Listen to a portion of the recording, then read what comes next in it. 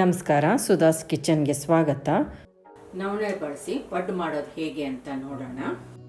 ನವಣೆ 1 ಕಪ್ ತೊಗೊಂಡಿದ್ದೀನಿ, ದೋಸೆ ಅಕ್ಕಿ 1 ಕಪ್ಪು, ಉದ್ದಿನಬೇಳೆ ಅರ್ಧ ಕಪ್ಪು, ಮೆಂತ್ಯ 1/4 ಟೀ ಸ್ಪೂನ್. ಇವನ್ನ ಕ್ಲೀನಾಗಿ ತೊಳೆದು ಸಪ್ರೇಟಾಗಿ ಕ್ಲೀನಾಗಿ ತೊಳೆದು 5 ರಿಂದ 6 ಗಂಟೆ ನೆನೆಯೋಕೆ ಬಿಡೋಣ. ನವಣೆ ಉದ್ದಿನಬೇಳೆ ಅಕ್ಕಿ ಎಲ್ಲ ಸಪ್ರೇಟಾಗಿ ನೆನೆಸ್ಕೊಂಡಿರೋದು, 5 ರಿಂದ 6 ಗಂಟೆ ನೆಂದಿರೋದು. ಇದನ್ನೀಗ ರುಬ್ಕೊಳ್ಳೋಣ. ಮಿಕ್ಸಿ ಜಾರಿಗೆ ನೆಂದಿರೋ ಉದ್ದಿನಬೇಳೆ ಹಾಕ್ಕೊಳ್ಳೋಣ.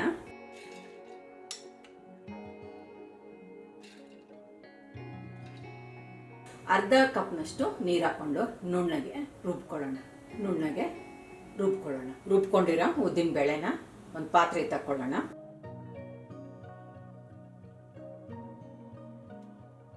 ಇದೇ ಜಾರಿಗೆ ನೆಂದಿರೋ ನವಣೆ ಹಾಕ್ಕೊಳ್ಳೋಣ.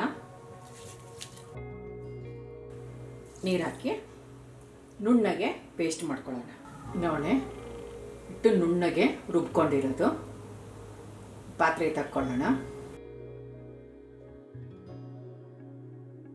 ಇದೇ ಮಿಕ್ಸಿ ಜಾರಿಗೆ ನೆಂದಿರೋ ಅಕ್ಕಿ ಮೆಂತ್ಯ ಹಾಕ್ಕೊಳ್ಳೋಣ. ನೀರು ಹಾಕ್ಬಿಟ್ಟು ಒಂದು 1/4 ಕಪ್ನಷ್ಟು ನೀರು ಹಾಕಿರೋದು ನುಣ್ಣಗೆ ಪೇಸ್ಟ್ ಮಾಡ್ಕೊಳ್ಳೋಣ. ರುಬ್ಕೊಂಡಿರೋ ಅಕ್ಕಿ ಹಿಟ್ಟು ಹಾಕಿಸ್ಕೊಳ್ಳೋಣ. 3 ಚೆನ್ನಾಗಿ ಮಿಕ್ಸ್ ಮಾಡ್ಕೊಳ್ಳೋಣ.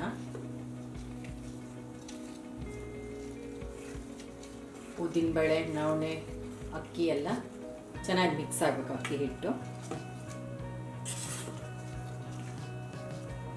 ಚೆನ್ನಾಗಿ ಮಿಕ್ಸ್ ಆಗಿದೆ. 7 ರಿಂದ 8 ಗಂಟೆ ನೆನೆಯೋಕೆ ಬಿಡೋಣ. 7 ರಿಂದ 8 ಗಂಟೆ ಹಿಟ್ಟು ನೆನೆಯೋಕೆ ಬಿಟ್ಟಿತ್ತು, ನೋಡೋಣ.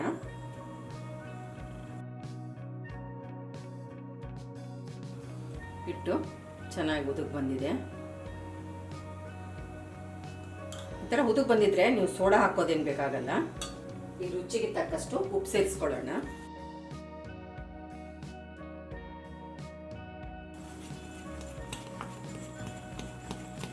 ಚೆನ್ನಾಗಿ ಮಿಕ್ಸ್ ಮಾಡ್ಕೊಳ್ಳೋಣ.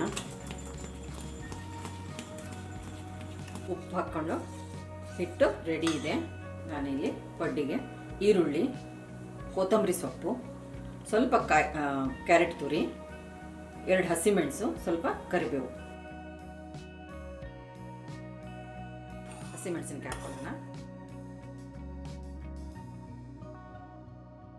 ಮಿಕ್ಸ್ ಮಾಡ್ಕೊಳ್ಳೋಣ.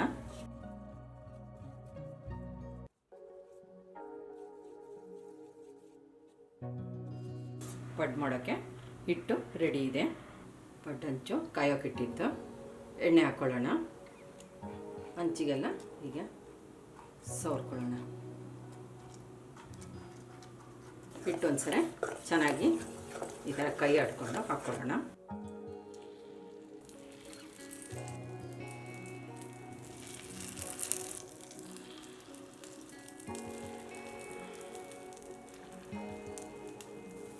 ಮುಚ್ಚಿಬಿಟ್ಟು ಬೇಯಿಸ್ಕೊಳ್ಳೋಣ.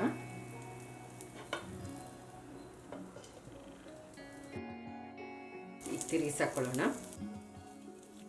ಈ ನವಣೆ ಪಡ್ಡು ತಿನ್ನೋದಕ್ಕೂ ತುಂಬ ಹೆಲ್ದಿ ಮತ್ತು ರುಚಿ ಅಕ್ಕಿ ಪಡ್ಡಿನಕಿನ ತುಂಬ ಚೆನ್ನಾಗಿರುತ್ತೆ ಟೇಸ್ಟು. ನೀವು ಒಂದ್ಸರಿ ಖಂಡಿತವಾಗೂ ಈ ನವಣೆ ಪಡ್ಡು ಮಾಡಿ ನೋಡಿ. 2 ಕಡೆಗೂ ಚೆನ್ನಾಗಿ ಗರಿಯಾಗಿ ಬೇಯಿಸ್ಕೊಳ್ಳೋಣ. ಒಳಗೆಲ್ಲ ಸಾಫ್ಟಾಗಿರುತ್ತೆ, ಮೇಲೆಲ್ಲ ನಿಮಗೆ ಕ್ರಿಸ್ಪಿಯಾಗಿ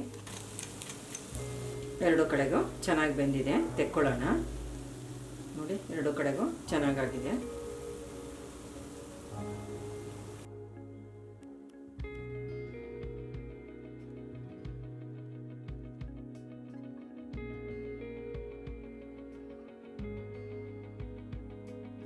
ಕಾಯಿ ಚಟ್ನಿ ಜೊತೆಗೆ ತುಂಬ ಚೆನ್ನಾಗಿರುತ್ತೆ.